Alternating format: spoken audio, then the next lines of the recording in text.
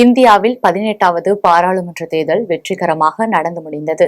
இதில் எந்த கட்சிக்கும் ஆட்சி அமைக்கும் மந்திர எண்ணான 272 பெற முடியவில்லை. இந்த பாராளுமன்ற தேர்தலில் நினைத்து பார்க்க முடியாத சில நிகழ்வுகள் நடந்திருக்கின்றன. அதில் இதுவும் ஒன்று. அதை பற்றி தான் பார்க்க போகிறோம். 29 பாராளுமன்ற தொகுதிகளை கொண்ட மத்திய பிரதேசத்தில் மோகன் யாதவ் தலைமையிலான பாஜகவின் ஆட்சி நடைபெறுகிறது. அதனால் இந்த 29 தொகுதிகளிலும் பாஜக வேட்பாளர்களை களமிறக்கியது.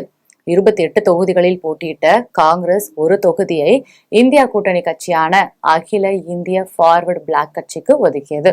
இந்த நிலையில் தேர்தல் நெருங்கும் சமயத்தில் இந்தூர் தொகுதி காங்கிரஸ் வேட்பாளர் அக்ஷய் காந்தி தன் வேட்புமனுவை வாபஸ் பெற்று பாஜகவில் தன்னை இணைத்துக் கொண்டார்.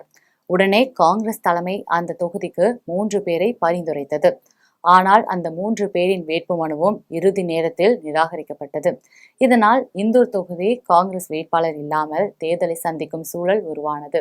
அதைத் தொடர்ந்து காங்கிரஸ் தலைவர்கள் பாஜகவை கண்டிக்கும் விதமாக நோட்டாவுக்கு வாக்களிக்கும்படி பிரச்சாரம் செய்தனர்.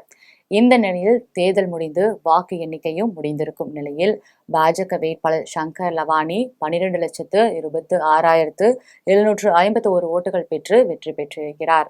அதே நேரம் பாஜக வேட்பாளரை எதிர்த்து நோட்டாவுக்கு மட்டும் 2,18,074 ஓட்டுகள் கிடைத்திருக்கின்றன.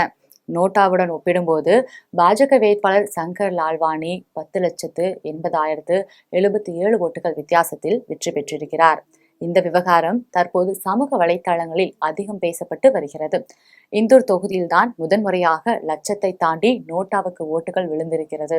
18வது பாராளுமன்ற தேர்தலில் இதை வித்தியாசமாக பார்க்கிறார்கள்.